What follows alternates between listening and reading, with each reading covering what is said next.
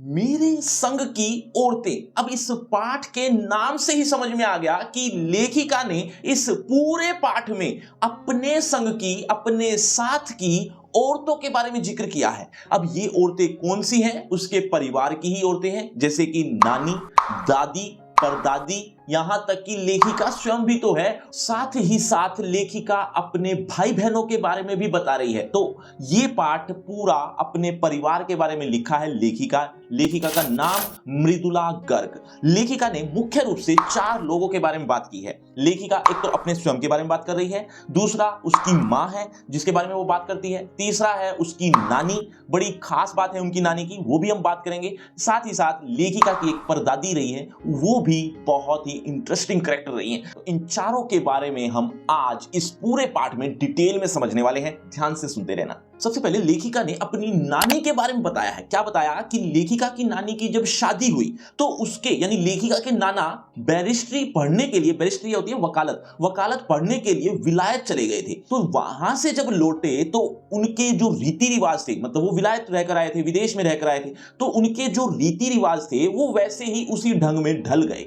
अब बिल्कुल वो साहब की तरह व्यवहार करते हैं, साहब मतलब अंग्रेजों की तरह व्यवहार करते हैं, और वैसा ही रहन सहन, वैसा ही खान पान, सब कुछ वैसा ही हो गया। लेकिन लेखिका की नानी के ऊपर इसका थोड़ा भी असर नहीं आया। वो स्वदेशी थी, अपने देश से बहुत प्रेम करती थी। काफी समय बीतने के बाद लेखिका की नानी को एहसास हुआ कि मेरी मौत अब नजदीक है, मैं कभी भी मरने वाली हूं। ऐसी स्थिति आने पर लेखिका की नानी को अपनी इकलौती बेटी यानी लेखिका की मां की बहुत चिंता हो गई। क्यों? क्योंकि उसकी शादी करवानी अभी बाकी थी। उस समय उनकी शादी की चिंता बहुत सता रही थी। अब जो लेडी जिसने कभी पूरी जिंदगी में पर्दा नहीं हटाया, मतलब घूंघट ओढ़कर रहती थी, ये पहले के जमाने की बात चल रही है क्योंकि लेखिका अपने नानी की बात कर रही है तो बहुत पुराना टाइम हो गया। तो उस समय घूंघट, पर्दा ये सब हुआ करते थे, और पराया मर्द देख लिया तो मतलब पराया मर्द तो देखना ही नहीं, दूर की बात, उनकी कहीं परछाई तक भी नहीं पड़ने देते थे। इस तरह की स्थिति पहले के जमाने में हुआ करती थी। तो ये स्थिति थी, यानी लेखिका की नानी अब पर्दानशी औरत है।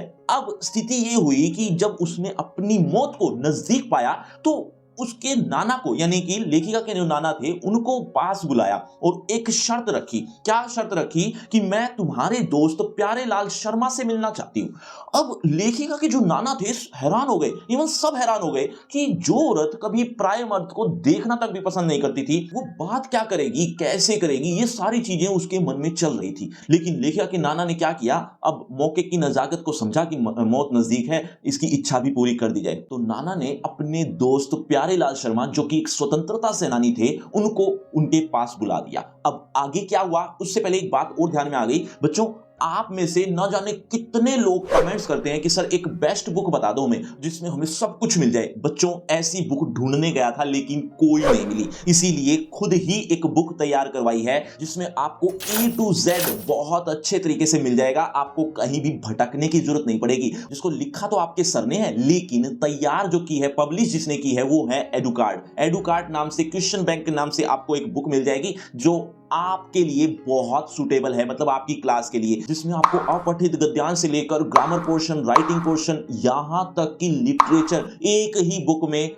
बहुत अच्छी तरीके से विद सॉल्यूशन मिल जाएगा। तो एक बार इस बुक को जरूर परचेज करना और मुझे फीडबैक देना, क्या ये सब कुछ आपको मिला या नहीं और कितनी हेल्प हुई। एक बार जरूर फीडबैक देना मुझे। हाँ, तो मैं बात कर रहा था कि जब प्यारेलाल शर्मा उसकी नानी से मिले तो नानी ने एक वायदा लिया। किस तरह का वादा लिया? कि आप ही मेरी लड़की की शादी करवाएंगे। मैं अपने पति पर भरोसा नहीं कर सकती क्योंकि वो तो विलायती हैं, तो वो लड़का भी ऐसा ही चुनेंगे। आप स्वतंत्रता सेनानी हो तो आप अपने जैसा ही कोई एक लड़का ढूंढना और उसकी शादी कर देना। ऐसा एक वायदा ले लिया और ऐसा हुआ भी। क्या हुआ कि उसकी लड़की की जो शादी हुई वो एक स्वतंत्रता सेनानी से हुई, ऐसे लड़के से हुई जिसको ICS की परीक्षा में बैठने ही नहीं दिया गया। क्यों नहीं बैठने दिया? कि उसने एक अपराध किया है। क्या अपराध था? स्वतंत्रता आंदोलन में उसने हिस्सा लिया है। उस टाइम अंग्रेजों का जमाना था, तो स्वतंत्रता आंदोलन में हिस्सा लेने को अपराध मानते थे, तो इसी वजह से उसको परीक्षा में बैठने ही नहीं दिया। अभी थोड़ी देर पहले लेखिका का नाम मैंने बताया था, एक बार जल्दी से कमेंट कर दो,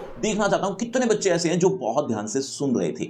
अब बात करेंगे लेखिका अपनी मां के बारे में जो बता रही है, उसके बारे में डिटेल में बात करते हैं। लेखिका अपनी मां के बारे में बताती है कि उसकी जब शादी हो गई एक स्वतंत्रता सेनानी से, तो वहां पर खादी की साड़ी पहननी पड़ती थी।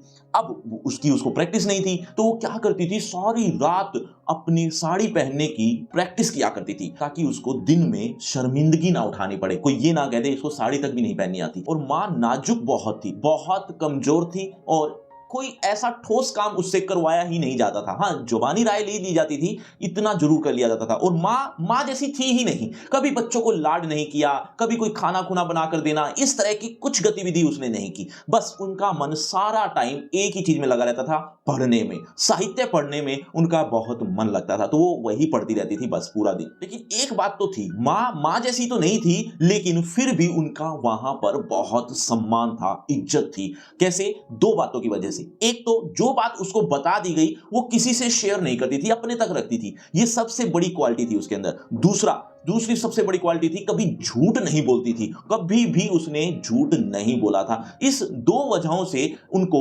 बहुत इज्जत, बहुत सम्मान मिला था अपने ससुराल में। अब लेखिका अपनी परदादी के बारे में बता रही है। क्या बताती है, ध्यान से सुनना। परदादी बड़ा इंटरेस्टिंग कैरेक्टर थी। परदादी यहां पर सास की सास कह सकते हो। तो लेखिका की जो परदादी थी उसने एक मन्नत मांगी। किस तरह की मन्नत? कि जो लेखिका की मां है ना, उसकी जो संतान होगी वो लड़की ही हो। ये एक यूनिक मन्नत थी। क्यों? क्योंकि उस समय लड़की के पैदा होने पर उसको मार दिया जाता था, यहां तक कि लड़की की इच्छा तक नहीं रखी जाती थी। और उसने मन्नत मांगी कि मेरे घर में जो संतान हो वो लड़की हो। ऐसी मन्नत सुनकर सब लोग हैरान थे। ये मन्नत कोई मन में नहीं रखी गई, बल्कि सबको बता दी गई। ये बात सुनकर सब लोग हैरान थे और ये भी सब मानते थे कि जो परदादी है ना, उसका भगवान से तार जुड़ा हुआ है। मतलब कुछ ना कुछ ऐसा है, जो चीज वो मांगती है वो पूरी होकर ही रहती है। अब उसकी मन्नत सुनकर भगवान ऐसी अफरा तफरी में आए, एक नहीं, एक के बाद एक करके 5 कन्याओं का जन्म हुआ उस परिवार में। और ये तो भगवान थे,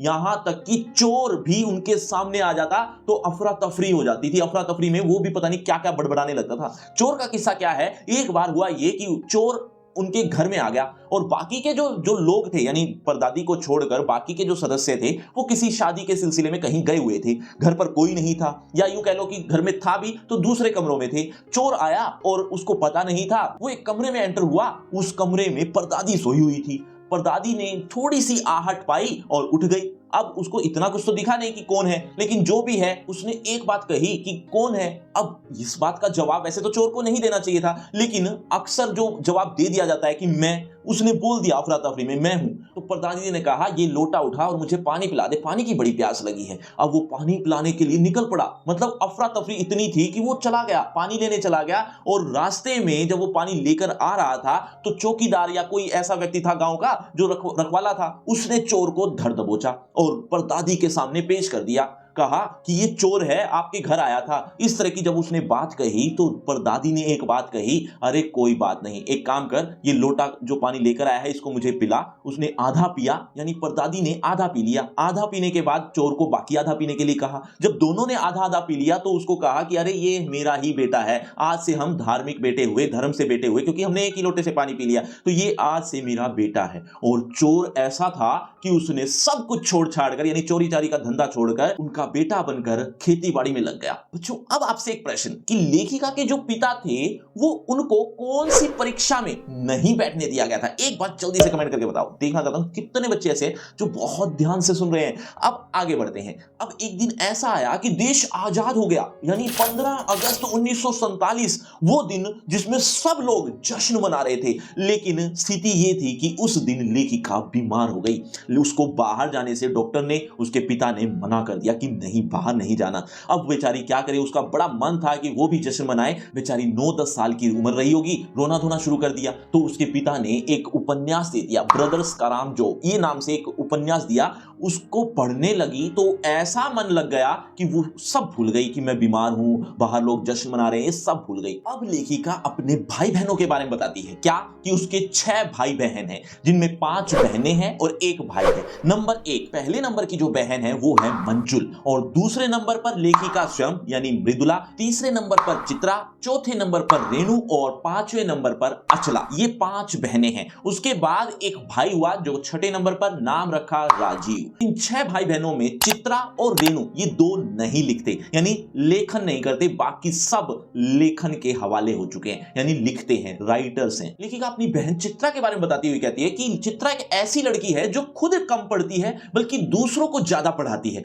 पढ़ाने में ज्यादा मजा लेती है। और वो पढ़ाती है जिनको उनके तो मार्क्स आते हैं बहुत ज्यादा और खुद के आ जाते हैं कम, ये ऐसी लड़की है। इसने बड़े होकर अपनी पसंद के लड़के से शादी की थी। बच्चों एक बात और बताओ कि नाना के जो दोस्त थे उनका नाम क्या था? एक बार जल्दी से कमेंट कर दो, देखना चाहता हूं कितने बच्चे अभी भी बहुत ध्यान से सुन रहे हैं मुझे। आगे समय के अनुरूप लेखिका ने भी शादी की, आगे समय के अनुरूप 2 बच्चे भी हुए उसके। स्थिति ये हुई कि वहां पर कोई स्कूल नहीं था। अब वहां जहां वो रह रही थी उसने वहां के जो पादरी थे, पादरी यहां पर चर्च के पुजारी होते हैं एक तरह से, उनको पादरी कहा जाता है, तो पादरी से रिक्वेस्ट की कि क्या आप यहां कोई स्कूल खोल सकते हैं, एक प्राइमरी स्कूल खोल दीजिए, बच्चों के पढ़ने की सुविधा हो जाएगी। तो पादरी ने कहा यहां पर क्रिश्चियन लोगों की संख्या बहुत कम है, इसीलिए स्कूल नहीं खोल सकते। तो लेखिका ने कहा अरे क्रिश्चियन लोगों की संख्या तो कम है लेकिन बाकी बच्चे भी तो हैं, लेकिन उनका उस तरफ ध्यान नहीं था, इसीलिए उसने एक तरह से इनडायरेक्टली मना ही कर दिया। तो लेखिका को इस बात पर बहुत गुस्सा आया। लेखिका थी बहुत जिद्दी, इस वजह से उसने क्या किया,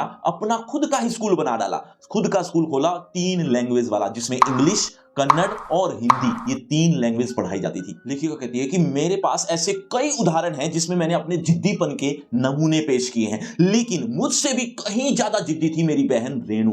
वो ऐसी लड़की थी, उसकी जिद के सामने तो सब लोग घुटने टेक देते थे।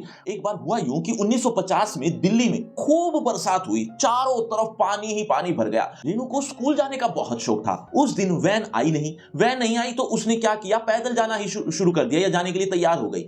सब लोग मना कर रहे थे कि अरे मत जाओ, स्कूल बंद होगा, चारों तरफ पानी ही पानी है, वैन भी नहीं आई है, इस वजह से ही तो नहीं आई है। तो रेणु ने इस बात को नकार दिया, उसने तो अपनी जिद पकड़ ली कि मुझे स्कूल जाना है। अब जैसे तैसे वो पैदल अपने स्कूल चली गई। स्कूल गई, वहां पर स्कूल बंद होना ही था, वहां से वो वापस आ गई। सब लोग कहने लगे कि अरे हमने कहा तो था कि स्कूल बंद होगा, क्यों गई? तो अब उसने जवाब दिया अरे मुझे स्कूल जाना था, मैं जाकर वापस आ गई, तुम्हारा कहना कहां से आ गया इसमें? इस तरह का उसने जवाब दिया। लेखिका सोचती है कि कितना रोमांच भरा सफर रहा होगा, पानी में लबालब भरते हुए चले जाना, स्कूल तक पहुंचना और वापस आना, चारों तरफ पानी ही पानी। सचमुच अकेलेपन का मजा ही कुछ और है। जो आप भी चाहते हैं कि आपके स्कूल में पानी भर जाए और कुछ दिन की छुट्टी हो जाए, तो वीडियो को शेयर और सब्सक्राइब करना तो बनता है। बच्चों आपको लग रहा हो ये पार्ट खत्म हो गया है? जी नहीं, अभी तो आपको इसी चैप्टर की लाइन बाय लाइन एक्सप्लेनेशन भी तो चाहिए होगी, मिलेगी। लेकिन इसके साथ साथ आपको इंपॉर्टेंट क्वेश्चन, एक्सरसाइज क्वेश्चन और एमसीक्यू टाइप क्वेश्चन भी तो मिलेंगे, इसी चैप्टर से रिलेटेड हैं,